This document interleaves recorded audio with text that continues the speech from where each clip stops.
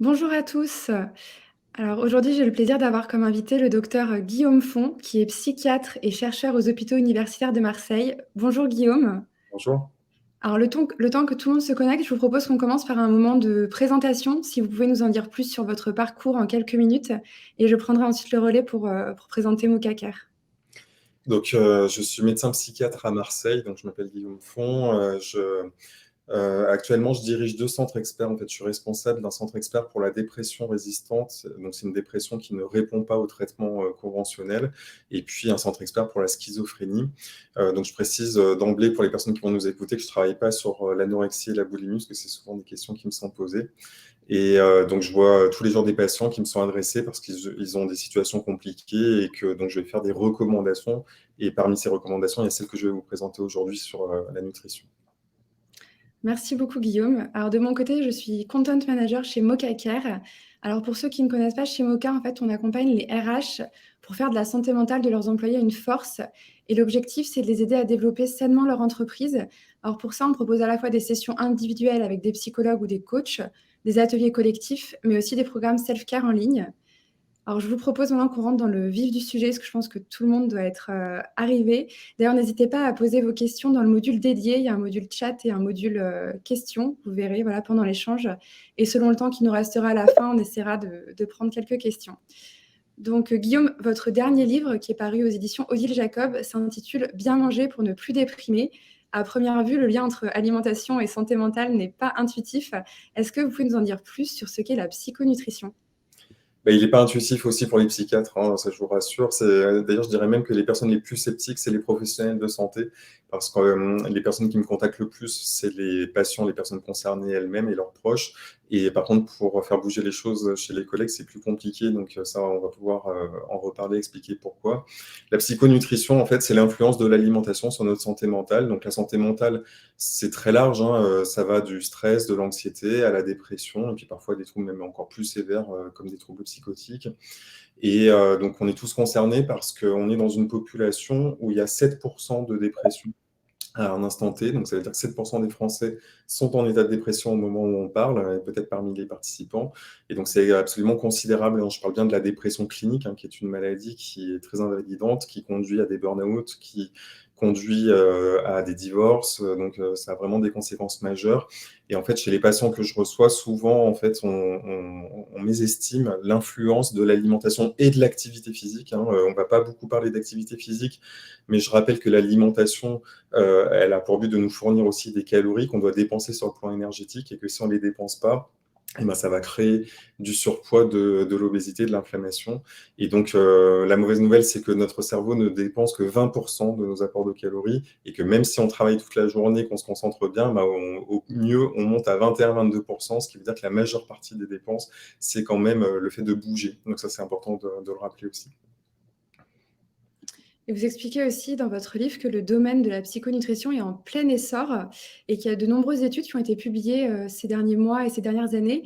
Je ne sais pas s'il y a certaines d'entre elles qui vous ont plus marqué que d'autres et si vous souhaitez nous partager peut-être quelques enseignements pour démystifier le sujet et qu'on comprenne de quoi il s'agit. Alors, d'où est-ce que c'est venu? En fait, le début du sujet, ben, ça démarre en 2004, hein, vraiment quand on parle de la partie microbiote, avec des études chez le rat qui montrent que quand on fait naître des rats en conditions stériles, c'est-à-dire qu'il n'y a aucune bactérie dans leur tube digestif, ils commencent à développer des troubles du comportement. Ils peuvent arrêter de faire leur toilette, arrêter d'interagir avec les autres rats, s'automutiler, devenir agressifs, et que quand on leur administre une bactérie, donc un probiotique dans l'intestin, tous ces troubles du comportement disparaissent. Donc à partir de là, ça a ouvert un champ énorme de recherche pour essayer de comprendre les interactions entre le microbiote, c'est-à-dire les bactéries qui sont dans notre intestin, c'est environ 1 kg, 1,5 kg de paquets de bactéries et qui tapissent notre intestin et qui sont positives pour nous protéger en fait des agressions de l'alimentation, donc les infections alimentaires. Et puis, ça renforce notre système immunitaire. Ça, c'est quelque chose qui est peu connu. C'est-à-dire que les bactéries de l'intestin vont interagir avec notre système immunitaire pour le renforcer. Et c'est pourquoi les probiotiques ont une efficacité dans certains troubles immunitaires comme les infections respiratoires hautes, comme le rhume, hein, par exemple. Donc, ça a été aussi évoqué dans les infections sévères à Covid. Et donc, en plus de ça, les probiotiques ont montré une efficacité sur l'anxiété et la dépression. Et donc, moi, c'est comme ça que j'ai commencé à travailler sur le sujet. C'est en 2014, quand on a publié la première méta-analyse. Hein, c'est une compilation des études publiées qui montrait que les personnes qui avaient un syndrome de l'intestin irritable, hein, donc on dit aussi le côlon irritable, ça concerne énormément de personnes. Et donc, c'est des personnes qui vont avoir des inconforts digestifs, des douleurs digestives, des problèmes de constipation, de diarrhée en alternance. Et on ne va pas trouver, en fait, d'explication au niveau de l'intestin lui-même. Et donc, l'explication, elle se trouve dans le microbiote. Et ces personnes-là, elles ont plus d'anxiété et de dépression que les autres. Et donc, c'est comme ça qu'on a pu montrer épidémiologiquement chez l'être humain qu'il y avait un lien aussi entre le microbiote et la santé mentale. Et à partir de là, ça a ouvert tout le champ avec les études sur le jeûne, les effets du jeûne aussi, sur lesquels j'ai travaillé, les liens avec l'inflammation. Donc, on parle du système immunitaire. L'inflammation, c'est une défense de notre organisme quand il se sent agressé. Et en fait, on se rend compte que beaucoup de personnes ont des inflammations de bas niveau, hein, donc il y a des dosages pour ça, et que ces personnes qui ont ces inflammations, en fait, vont avoir plus d'anxiété et de dépression que les autres, et que améliorer l'inflammation améliore la santé mentale. Et vous précisez d'ailleurs dans votre livre que chez l'être humain, le microbiote pèse en moyenne 1 kilo. C'est assez fou quand on se représente voilà, le poids de ces bactéries. Et notamment, moi, ce qui m'a marqué, c'est que vous disiez aussi que la part principale de notre microbiote se constitue avant nos 3 ans. Est-ce que ça veut dire que pour notre santé mentale, une fois qu'on a passé ces premières années de vie, on ne peut plus influer sur la composition de celui-ci et donc on est voué à rester avec le patrimoine qu'on a eu pendant notre enfance?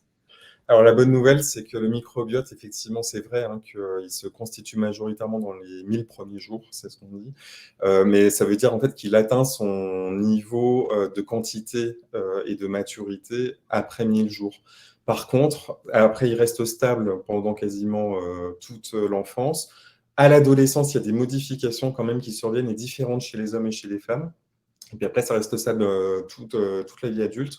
Et puis, à partir de 65 ans, et selon les personnes, ça peut être plus tôt ou plus tard, il commence à diminuer en quantité. Et donc ça va être quelque chose de très important à garder à l'esprit, c'est qu'on n'a pas les mêmes microbiotes au cours de la vie et que, par exemple, des personnes seniors vont avoir plus d'intérêt peut-être aussi à prendre des probiotiques que les autres pour réenrichir comme ça leur intestin.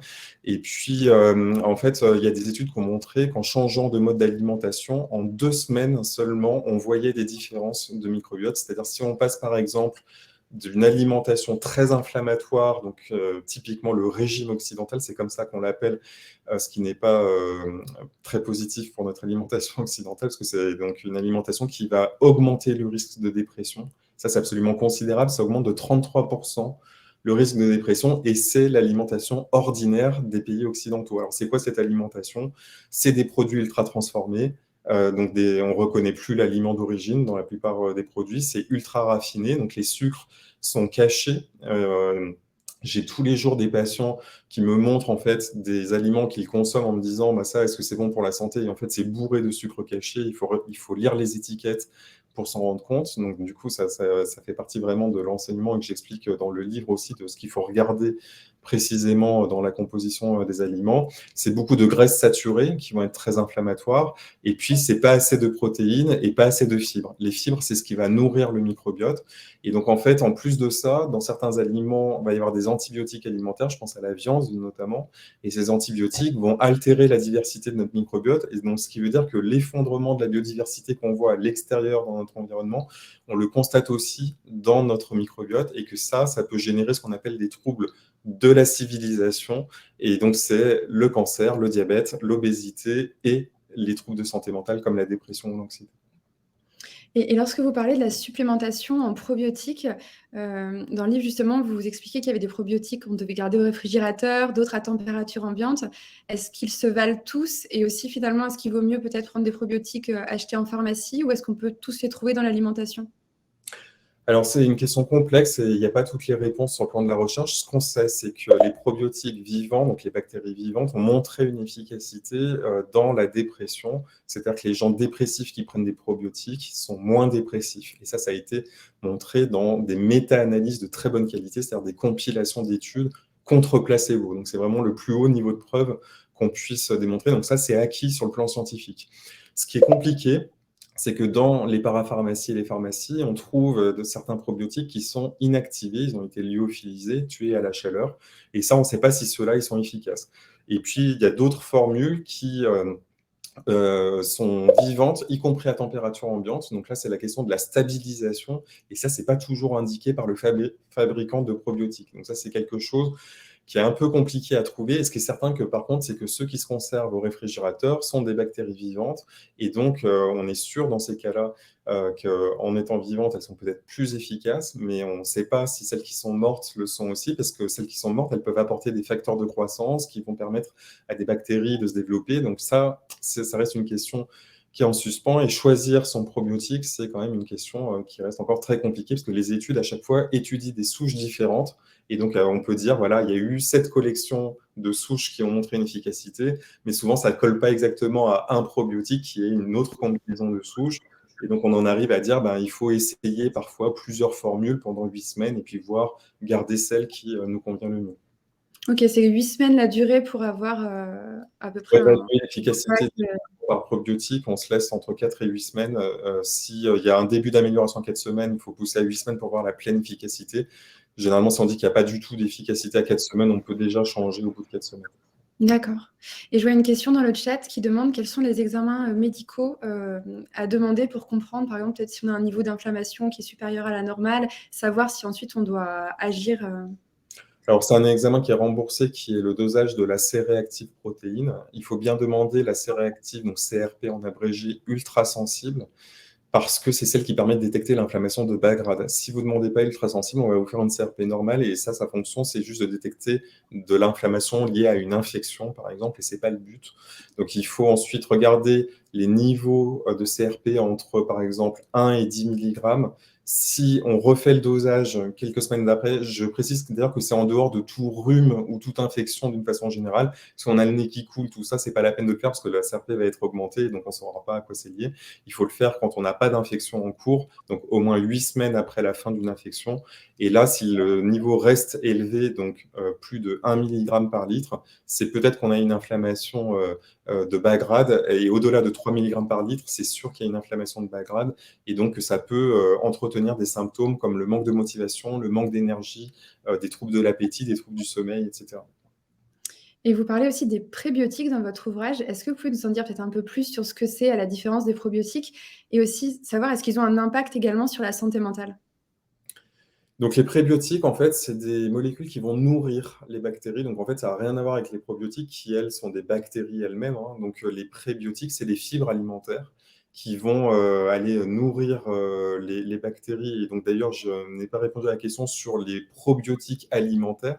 Donc, en fait, les fibres, on les trouve dans tous les légumes verts, les salades, etc. C'est tout ce qui ne sera pas digéré directement par notre corps, mais qui va par contre nourrir nos bactéries, qui, elles, vont avoir comme ça des choses à grignoter. Et ça a un effet anti-inflammatoire. Donc tout ce qui est vert, tous les légumes sont anti-inflammatoires. Donc ça, et en plus, il a été démontré que la consommation de légumes et de fruits séparément diminue le risque de dépression de respectivement 14 et 9%. Donc c'est vraiment considérable. Et c'est vraiment en préventif, hein. Donc ça, j'insiste là-dessus. C'est assez rare de trouver des choses qu'on peut faire dans la vie qui ont un effet préventif sur la santé. L'activité physique en fait partie, la consommation de fruits et de légumes séparément en font partie aussi. Donc ça, c'est un message très important. Les probiotiques, par contre, on en trouve dans des yaourts, par exemple, mais une grosse partie va être détruite par l'estomac. Et on ne sait pas quelle est la partie qui va finalement arriver dans l'intestin, parce que ça dépend de chaque personne. Donc on pense effectivement, il y a des études qui suggèrent que consommer des probiotiques sous forme de yaourt ou dans la choucroute ou dans certains autres aliments qui contiennent des probiotiques peuvent être positifs pour la santé, mais ce n'est pas très sûr sur le plan scientifique. Et ce qui est le plus efficace, du coup, c'est la supplémentation en probiotiques quand on a des troubles de santé. Ça ne sert à rien d'en prendre si on n'a pas de problème de santé pour le coup, parce qu'il n'y a pas d'effet préventif qui a été démontré. Ce qui a été démontré, c'est pour l'alimentation avec les fruits et les légumes. Par contre, pour les probiotiques, ça ne sert à rien d'en prendre si on n'a pas de problème d'anxiété, de dépression, ou de problèmes intestinaux ou de problèmes immunitaires. Et donc, pour les prébiotiques, donc du coup, par contre, ils n'ont pas montré, eux, d'efficacité dans la dépression, ce qui ne veut pas dire que c'est pas intéressant d'absorber des fibres, parce que les fibres ont tout un tas d'autres effets positifs sur la santé. Elles régulent le transit au niveau de l'intestin, elles ralentissent la digestion, donc ça fait qu'on a moins faim et qu'on mange moins souvent des produits caloriques. Donc, il est quand même recommandé de consommer des prébiotiques. Et il y a une question aussi dans le chat pour savoir, est-ce qu'il y a des souches de probiotiques en particulier qui sont recommandées pour avoir une bonne santé mentale? En fait, il y en a beaucoup, donc je pourrais vous citer des noms, mais en fait, il y en a plus d'une vingtaine et il y a encore des études qui sont publiées. Donc, en fait, dans le livre, je mets la liste, hein, donc si ça vous intéresse, vous l'aurez.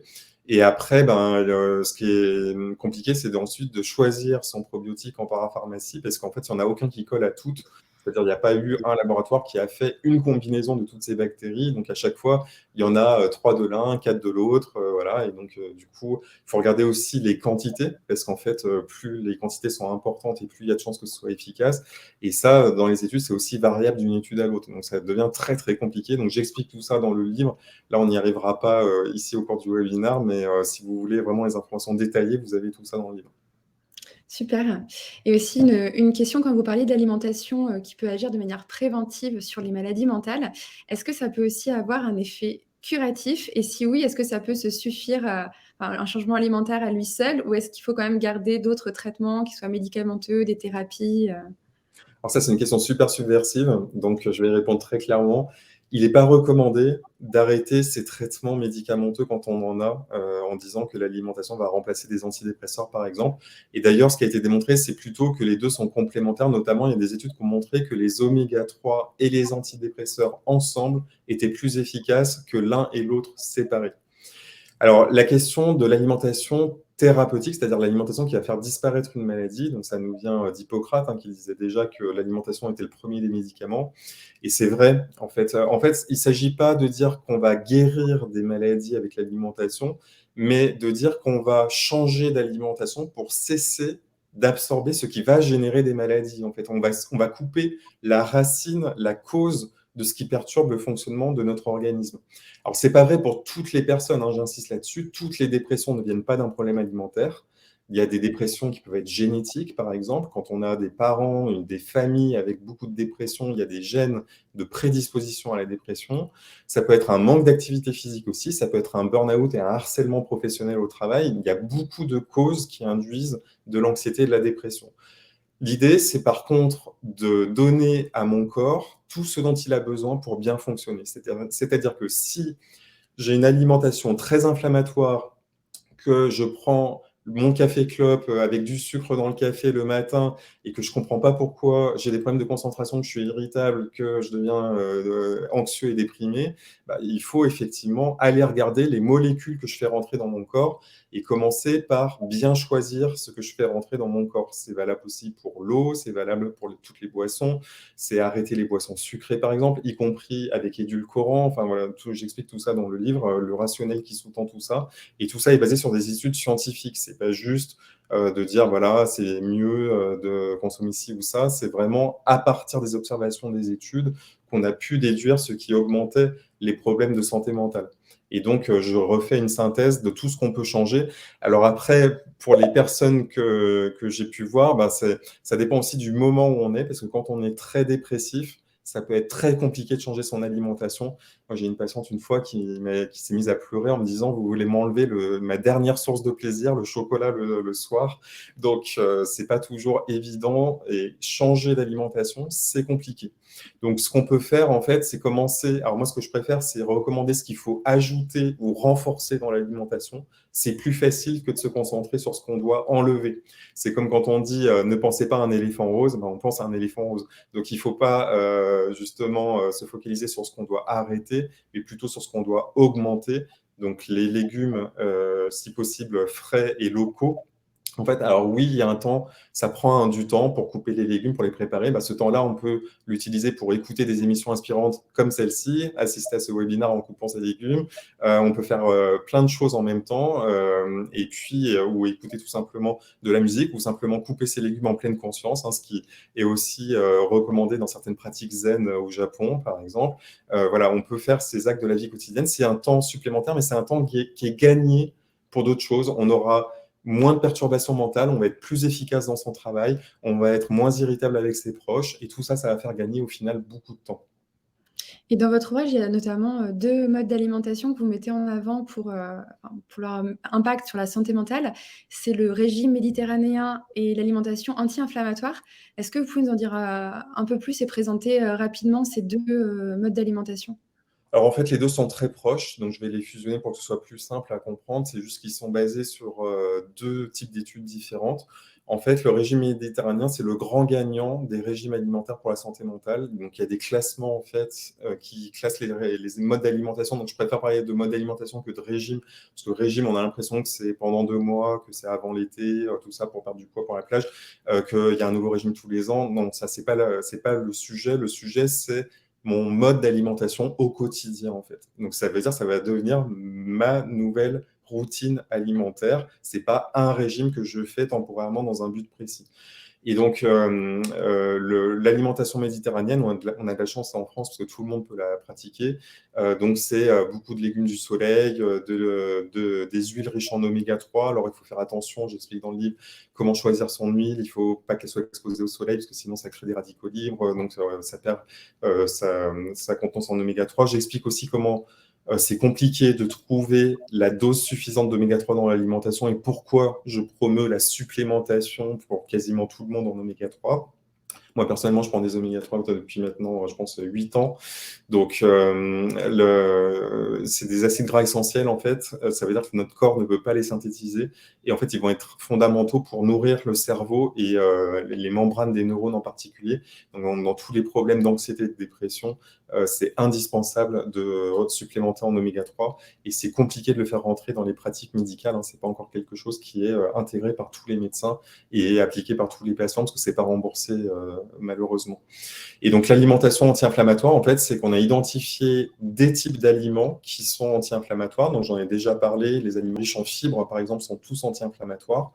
Et puis à l'inverse, les aliments inflammatoires, c'est tous ceux qui vont faire partie de l'alimentation occidentale sur le pouce, donc tout ce qui est ultra transformé, la junk food, tous les plats tout prêts, en fait, parce qu'ils vont avoir des additifs et des sucres cachés. Le sucre caché est inflammatoire. Donc, tout ça est listé dans le livre. Si on veut aller plus précisément, il y a des épices anti-inflammatoires aussi. Donc, moi, j'aime beaucoup cuisiner avec de l'ail, par exemple, qui est anti-inflammatoire. Il y a le gingembre qui est anti-inflammatoire, le curcuma. Enfin, voilà, il y a plusieurs épices anti-inflammatoires dont on peut se servir pour avoir une nourriture qui est quand même savoureuse, parce qu'on a l'impression sinon qu'on doit tout enlever et que du coup, on perd du plaisir en papilles, ce qui n'est pas le cas. Il y a la question qui revient dans le chat aussi, notamment au sujet de 2 points. Il y a les produits laitiers et le gluten. Savoir si c'est des aliments à éviter. Alors ça, c'est des grandes questions de société et compliquées en fait. Pourquoi elles sont compliquées? C'est parce qu'on n'a pas de dosage qui permet de définir qui a une intolérance ou une sensibilité au lactose ou au gluten. Donc, il y a beaucoup de témoignages de personnes qui rapportent qu'en ayant arrêté les produits laitiers ou le gluten, ils ont eu une amélioration de leurs troubles, pas que de santé mentale d'ailleurs, mais des troubles d'inflammation articulaire, d'autres choses. Et c'est OK, en fait. Personne ne remet ça en cause. Il est tout à fait possible, on a une explication physiologique pour dire qu'il y a des anticorps anti-gluten et des anticorps contre l'amylase du lait qui peuvent être développés par certaines personnes. Et le problème, c'est qu'on ne sait pas les doser correctement, savoir à partir de quel niveau c'est pathologique ou pas. Et il n'y a que le test de l'arrêt qui permet de dire si c'est efficace ou pas. Mais par contre, une fois qu'on a arrêté et que ça marche, on ne sait pas si on a arrêté, par exemple, le gluten. Quand on arrête les produits qui contiennent du gluten, souvent, on s'alimente mieux. Ça veut dire qu'on va remplacer les aliments riches en gluten, qui sont souvent des produits ultra transformés, des pâtisseries, des produits très caloriques, par des produits qui sont moins caloriques, plus anti-inflammatoires. Et donc, on ne sait pas si c'est l'arrêt du gluten exactement ou le fait d'avoir changé globalement d'alimentation et que la nouvelle alimentation, en fait, est meilleure pour la santé mentale avec plus de produits qui vont fournir des fibres alimentaires, etc.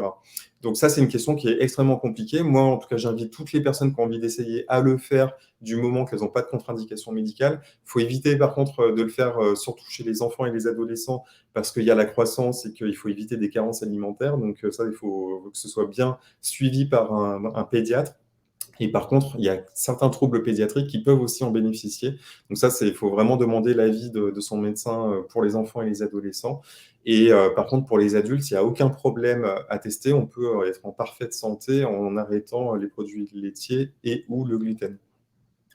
Et vous travaillez aux hôpitaux universitaires de Marseille. Alors, petite question par curiosité, est-ce qu'il y a des menus spéciaux qui ont été mis en place au sein peut-être du service psychiatrie suite à vos découvertes ou est-ce que vous savez si c'est des initiatives qui existent dans d'autres services hospitaliers dans le monde aujourd'hui? Alors, nul n'est prophète en son pays, hein, donc il n'y a pas eu de changement depuis que je travaille. Alors, je suis que depuis 5 ans à Marseille. On a publié un appel pour tous les hôpitaux en fait, à passer à une alimentation végétarienne pour plusieurs raisons. En fait. Donc végétarienne, ça veut dire qu'il y a encore les œufs. Hein. Les œufs sont une source de protéines animales et j'explique dans le livre pourquoi les œufs sont des super aliments, parce que le jaune d'œuf apporte aussi énormément d'aliments très importants pour le cerveau. Et par contre, la question qui se pose, c'est est-ce que les modes de cuisson peuvent les dénaturer ou pas? Donc, parfois, les œufs durs peuvent être moins recommandés que des œufs au plat ou à la coque, par exemple. Et donc, en fait, si on a les œufs plus tout ce qui est végétarien, en fait, tous les végétaux de l'alimentation, donc en particulier les légumineuses, qui sont des grandes sources de protéines végétales, donc lentilles, haricots blancs, pois chiches, etc., on peut avoir une alimentation qui apporte tout ce dont on a besoin. La seule chose qui manque, c'est les oméga 3, mais ça manque aussi dans une alimentation omnivore. Et en fait, la raison pour laquelle on a fait passer cet appel, c'est pour des raisons environnementales. En fait, le coût de la viande actuellement est monstrueux, en fait, et même de faible consommation, ça reste trop, notamment pour la viande rouge. Et donc, c'est la raison pour laquelle on a fait cet appel-là. Alors, en fait, il y a eu des cas en fait, où il y a eu des initiatives d'institutions qui ont essayé de passer à des modes végétariens, notamment des cantines à Lyon qui sont passées en végétarien et où il y a eu des blocus en fait, de syndicats de bouchers qui ont posé beaucoup de problèmes. Donc, sur le plan politique, c'est très compliqué à mettre en place actuellement. C'est pour ça qu'on espère qu'il va y avoir une évolution des consciences. Et moi, mon rôle, c'est d'expliquer tout ce dont on a besoin pour être en bonne santé mentale, parce que je suis psychiatre, mais aussi en bonne santé tout court, parce que la santé physique ne va pas sans la santé mentale et réciproquement. Et à partir de là, qu'on dégomme certains arguments qui n'ont pas de base scientifique, par exemple pour dire que c'est très important de conserver les produits laitiers ou la viande rouge dans l'alimentation, alors qu'on a d'autres sources potentielles pour apporter les protéines dont on a besoin, par exemple. Oui, d'ailleurs, vous expliquez qu'il y a un lien entre bonne santé environnementale et bonne santé mentale. Ça, pareil, c'est pas intuitif, mais Non, en fait, on distingue encore l'environnement de la santé, alors qu'en fait, l'environnement influence notre santé. Alors, je précise d'ailleurs pour les personnes qui sont intéressées qu'actuellement, je conduis une étude qui s'appelle l'étude alimentale. On a déjà 5000 participants, mais on a besoin d'encore beaucoup plus de monde pour améliorer la représentativité. Et j'invite toutes les personnes à la diffuser. Donc, il suffit de taper mon nom, Guillaume Font, alimental sur Google, et on trouve le lien de l'étude. Ça prend une quinzaine de minutes. Et le but de cette étude, c'est d'explorer précisément les liens entre alimentation, activité physique et santé mentale. Et donc, notre objectif pour l'avenir, ça va être d'ajouter le volet de l'environnement. Parce qu'en fait, actuellement, par exemple, on sait que les systèmes hospitaliers consomment énormément d'énergie et que l'augmentation d'énergie est exponentielle en fonction de la qualité et de l'accès aux soins. C'est-à-dire qu'en fait, plus on augmente la qualité des systèmes de soins et plus leur consommation d'énergie devient monstrueuse. Donc, on va avoir un vrai problème, en fait, c'est qu'en épuisant les ressources de la planète, on crée des conditions qui vont altérer notre santé. Donc, par exemple, il est démontré que la pollution de l'atmosphère altère la santé mentale, en fait, et notamment augmente le risque de dépression. La qualité alimentaire, on en a parlé. En fait, les produits alimentaires sont en train de se dégrader dans leurs propriétés nutritives. Donc, on a à la fois un paradoxe avec une explosion de l'obésité dans les pays riches et de la malnutrition en fait dans les pays pauvres. Et ça s'aggrave en fait des deux côtés, encore plus dans le contexte de l'Ukraine. Donc, il y a des pénuries alimentaires qui sont annoncées pour l'année prochaine. Donc, il y a des situations qui sont très compliquées. Mais justement, ce livre montre que on peut combiner les objectifs pour prendre soin de notre santé mentale et prendre soin de la santé de la planète en même temps. C'est-à-dire que le régime méditerranéen, par exemple, l'alimentation méditerranéenne, elle est moins coûteuse en eau, en énergie qu'une alimentation ultra transformée avec des camions qui traversent les pays pour aller faire mettre des arômes de yaourt à un endroit et puis ramener les yaourts à un autre endroit, etc. Si on consomme des produits locaux en fait par des systèmes d'AMAP, par exemple les associations d'agriculture paysanne, on a comme ça des aliments qui vont nous apporter les nutriments nécessaires pour notre cerveau, tout en protégeant la santé de la planète. Et vous parlez là notamment du fait de l'explosion de l'obésité dans les pays occidentaux. Quel est le lien en fait entre obésité et dépression? Comment les deux sont corrélés? Enfin, s'il y a une corrélation. Alors, le débat sur la grossophobie a été très intéressant l'année dernière parce qu'il y a une confusion en fait dans l'esprit collectif. Il ne s'agit pas de juger les personnes sur leur apparence en fait. Il s'agit vraiment d'expliquer qu'il y a un type d'obésité qui est en train d'exploser et notamment chez les enfants et les adolescents actuellement, et que cette obésité en fait c'est de la graisse qui va se déposer autour des intestins. Et cette graisse est très inflammatoire. Elle va libérer des facteurs endocriniens qui vont perturber en fait le reste du fonctionnement du corps et notamment le cerveau. Et donc il est démontré que l'obésité et même le surpoids est associé à plus de troubles de santé mentale avec un effet de cercle vicieux, c'est-à-dire plus on a des problèmes de poids et plus on a des problèmes d'anxiété, de dépression, des troubles du sommeil et des problèmes de fatigue, et plus on a des problèmes de santé mentale et plus on risque de prendre du poids parce qu'on a moins de motivation, on fait moins d'activité physique, etc. Donc c'est vraiment un cercle vicieux et souvent on oublie l'un des deux côtés. Et donc en santé mentale, en fait, on a plus d'une personne sur 4 qui a des perturbations métaboliques constituées, c'est-à-dire vraiment des problèmes des lipides et des glucides dans son organisme, et que ça, c'est pas du tout pris en charge par les soignants de santé mentale. Et ils disent juste il faut aller consulter un endocrinologue, un médecin généraliste. Les personnes n'y vont pas et puis se demandent pourquoi elles sont toujours anxieuses, dépressives, pourquoi elles sont toujours fatiguées, malgré les antidépresseurs. Et c'est ça la raison. Il y a une personne aussi dans le chat qui demande si pour les troubles bipolaires, il y a des spécificités au niveau de l'alimentation. Donc, pour le trouble bipolaire de l'humeur, on a moins d'études que de la dépression générale, mais tout ce qui est valable dans la dépression est valable pour le trouble bipolaire de l'humeur, parce que donc il y a une dimension de dépression très importante. Et la seule chose à rajouter dans le trouble bipolaire, c'est que les régulateurs de l'humeur eux-mêmes peuvent induire des troubles du poids pour certains. Donc, il y a certains médicaments qui peuvent faire prendre du poids. Donc ça, c'est à discuter bien avec son psychiatre au moment de la prescription pour savoir quand on constate qu'on commence à prendre du poids avec un traitement, de très vite l'arrêter pour le changer si on peut, parce que le poids qui est pris est très difficile à perdre après. Ok, bah super. Je regarde s'il y a d'autres questions aussi des participants. Sinon, est-ce que vous avez peut-être d'autres conseils pratiques généraux à nous partager pour améliorer son bien-être mental via l'alimentation ou autrement, comme vous disiez, pratiques sportives? Donc, en fait, ce que je recommande, moi, quasiment quotidiennement à tous mes patients, c'est se supplémenter en oméga 3, on en a parlé, en fait. Donc, on me demande souvent où est-ce que je les trouve et lesquels il faut prendre. Donc, en fait, il faut, quand on a des problèmes de dépression, d'anxiété ou de troubles bipolaires de l'humeur, il faut, et même pour la schizophrénie, c'est valable pour quasiment toute la santé mentale, il faut prendre au moins 1 gramme de PA par jour, c'est un type d'oméga 3, et 400 mg de DHA. Donc ça, c'est écrit sur les boîtes, hein. Il y a les doses, et c'est les doses par gélule. Donc il faut faire le calcul du nombre de gélules recommandées par jour sur la boîte. Est-ce que c'est 2, est-ce que c'est 3?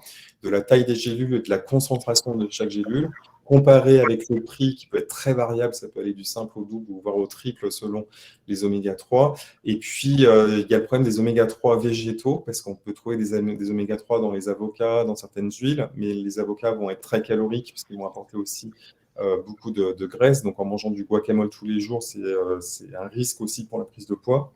Il y a le problème environnemental des avocats qui fait que ce n'est pas un aliment que je recommande de façon quotidienne. Et puis, donc, au final, les oméga 3, en fait, on les trouve surtout dans les poissons gras. Et en fait, ces poissons gras peuvent stocker dans leur graisse des métaux lourds qui vont être toxiques, donc notamment du mercure, par exemple. Et donc, il n'est pas recommandé de consommer plus d'une portion de poisson gras par semaine. Donc, du coup, pour avoir ces apports en oméga 3, donc dans les végétaux, en fait, les oméga 3 ne sont pas ceux dont notre corps a besoin. Donc, il est obligé de les convertir pour son propre usage. Et donc, quand on a par exemple l'ALA, qui est l'oméga 3 qu'on trouve le plus souvent dans les huiles ou dans certains aliments végétaux, on en trouve aussi dans les margarines. On me demande souvent est-ce que les margarines sont recommandées quand elles sont enrichies en oméga 3. Oui, il y a des oméga 3, donc c'est positif, mais le problème, c'est qu'on ne sait pas le taux de conversion de l'ALA dans le corps. Donc, du coup, au final, on ne sait pas le taux de PA et de DHA qui va arriver dans le cerveau. Donc, c'est des questions qui sont très compliquées. Donc, la seule solution que j'ai trouvée pour l'instant, c'est de prendre des gélules d'oméga 3 et de choisir les gélules les plus dosées, c'est-à-dire les plus concentrées en oméga 3. Parce que pour atteindre 1 g de PA et 400 mg de DHA, c'est souvent le double de la dose qui est indiquée sur la boîte, parce que ça, c'est des doses d'entretien, entre guillemets, alors que pour la plupart des personnes que je vois, c'est des doses curatives, hein, donc des doses plus importantes d'oméga 3 qu'il faut prendre. Et puis après, on me pose la question, est-ce qu'il faut faire une cure de 3 mois? Est-ce qu'il faut les prendre au long cours? Moi, personnellement, je recommande de les prendre au long cours. Après, on peut baisser la dose éventuellement. Mais les Français, en fait, ont un apport moyen d'oméga 3 de 600 mg par jour, alors que les apports recommandés, c'est 2 grammes par jour. Ça veut dire que la plupart d'entre nous, et encore c'est une moyenne, hein, ça veut dire que la moitié d'entre nous a moins de 3 fois la dose nécessaire d'oméga 3 par jour. Et donc, c'est pour ça en fait qu'on aurait quasiment tous à gagner à se supplémenter en oméga 3. Et ça, j'imagine que c'est pas pris en charge, par la sécurité sociale, même sous ordonnance? C'est une des choses pour lesquelles je milite en fait, et si j'avais un conseil à donner au nouveau ministre de la Santé, ce serait de promouvoir le remboursement des compléments alimentaires qui ont prouvé une efficacité scientifique sur la santé, parce que donc il y a eu des déremboursements de molécules pas efficaces. Par contre, je pense que ce sera important. Le cas des oméga 3 dans la dépression est vraiment paradigmatique, hein, c'est-à-dire qu'on prescrit des antidépresseurs qui peuvent avoir des effets secondaires. Bon, ça reste de très bonnes molécules qui sauvent beaucoup de personnes, les antidépresseurs, mais à côté de ça, on a quand même des oméga 3 qui sont efficaces, qui n'ont pas d'effets secondaires et qui en plus peuvent améliorer d'autres problèmes de santé, parce que ça fait baisser les taux de lipides, par exemple, dans le sang. Et on sait que dans notre population occidentale, avec son alimentation très inflammatoire et obésogène, ça peut être vraiment très intéressant. Et ça, c'est pas remboursé. Alors, il y a des choses qui bougent parce qu'on commence à rembourser les psychothérapies, on commence à rembourser l'activité physique. Donc, peut-être qu'on arrivera, j'espère, le voir dans les années à venir, à rembourser les compléments alimentaires efficaces en santé mentale. D'accord, et il y a pas de contre-indication pour les oméga 3? Enfin, tout le monde peut en prendre, sans problème, il y a vraiment, Après, il y a eu quelques études sur des surdosages, sur du long cours, mais c'est vraiment très exceptionnel. Aux doses que j'ai indiquées, normalement, il y a aucun problème. Et dans l'ouvrage, vous parliez aussi de la supplémentation en vitamine D, dont on a peut-être plus entendu parler, dans le grand public. Est-ce que vous pouvez expliquer aussi l'effet sur la santé mentale, de celle-ci? Donc la vitamine D, en fait, elle est un peu malheureuse parce qu'elle porte le nom de vitamine, et vitamine, dans l'imaginaire collectif, on a l'impression que c'est un peu des gris-gris, que c'est un peu des placebos, quoi, pour dire les choses comme elles sont. Or, la vitamine D, en fait, c'est le cholécalciférol et c'est une hormone stéroïdienne. Et en fait, cette hormone, elle est indispensable à la synthèse de plein d'autres hormones dans le corps. Et en plus, elle a un effet sur l'immunité. Et en fait, le système immunitaire est lié à la santé mentale. Donc, quand on a des troubles de santé mentale, on est plus faible sur le plan immunitaire et réciproquement. Et donc, ça, c'est le champ de recherche sur lequel je travaille, parce que donc, je suis à la fois enseignant à la faculté de médecine, mais je fais de la recherche aussi, d'où l'étude alimentale. Et donc, en fait, j'enseigne aux étudiants en médecine les liens entre l'immunité et le cerveau. Et ça, c'est très peu connu des médecins. Moi, ça ne m'a pas été enseigné quand j'étais étudiant. Et sur les 6 années d'études générales de médecine que j'ai faites, j'ai eu que 4 heures sur la nutrition et 0 sur les oméga 3, par exemple. Les oméga 3, on les a juste appris en biochimie en première année et ça s'arrêtait là. Donc, en fait, les études évoluent, mais trop lentement. Et en fait, il se passe en moyenne 15 ans entre la découverte scientifique d'une preuve d'efficacité d'un traitement, par exemple, et son application dans la pratique quotidienne. Donc, souvent, on attend des recommandations, donc elles ne sont pas encore existantes. C'est un gros travail, en fait, de rédiger des recommandations. Mais donc, c'est pour ça que j'ai publié ce livre, pour que tout le monde ait accès à ces données scientifiques, et notamment qu'on puisse aussi aller voir son médecin en disant, mais là, il y a des choses, il y a plus de 250 références et qui sont des références très solides, j'insiste là-dessus, parce qu'en fait, il y a eu parfois des livres qui ont été faits sur l'alimentation et la santé mentale Moi, j'en avais lu un, j'étais atterré en fait du contenu, en fait, parce que c'était des données voilà, qui passaient à côté du sujet, mais c'était un livre qui avait déjà plusieurs années. Et donc, il y a beaucoup des études que je présente qui ont été publiées entre 2010 et 2022, en fait. Donc, du coup, c'est vraiment très récent en termes de temps de recherche. 10 ans, c'est très court. Donc, c'est vraiment des données d'actualité. C'est pour ça qu'elles ne sont pas encore connues et appliquées partout. Et donc, c'est pour ça que j'ai choisi de faire ce livre pour que tout le monde ait accès à ces données-là. Et vous expliquez du coup que vous enseignez ça à vos étudiants. Est-ce que vous savez si c'est dans le programme national maintenant, toutes ces Pas du tout. informations? Non, c'est vraiment que les étudiants de Marseille qui sont privilégiés, c'est ça? Donc en fait, j'ai une chaîne YouTube aussi, donc je fais des cours en ligne, hein, je donne des séminaires en ligne, donc tout le monde peut y avoir accès, parce que justement, je veux promouvoir la diffusion des connaissances sans avoir à passer par des institutions. Donc après, je fais des séminaires de psychonutrition au sein de la faculté de la Timone à Marseille pour les internes en médecine, en psychiatrie en l'occurrence.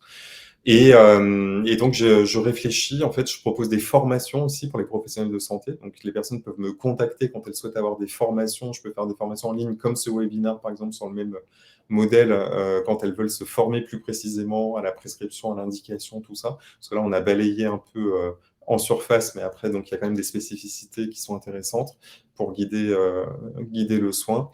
Et donc, après, ben, j'espère effectivement que le Collège national des enseignants va inclure le volet psychonutrition. En tout cas, moi, ce que je constate, c'est que la plupart des collègues ne sont pas encore sensibilisés à cette question. Et quand je vois des internes faire des présentations dans le service, par exemple, souvent, ils oublient le volet psychonutrition du traitement de la maladie en question, parce qu'il y a aussi des données qui ont été publiées sur l'hyperactivité, sur l'autisme, et tout ça n'apparaît pas dans beaucoup de présentations des internes, parce qu'en fait, ils se basent sur un livre de référence de psychopharmacologie qui n'aborde pas ce sujet-là, et que du coup, ça passe complètement à la trappe. Donc, j'y reviens systématiquement, et puis au bout d'un moment, ça finira par percer, j'ai confiance.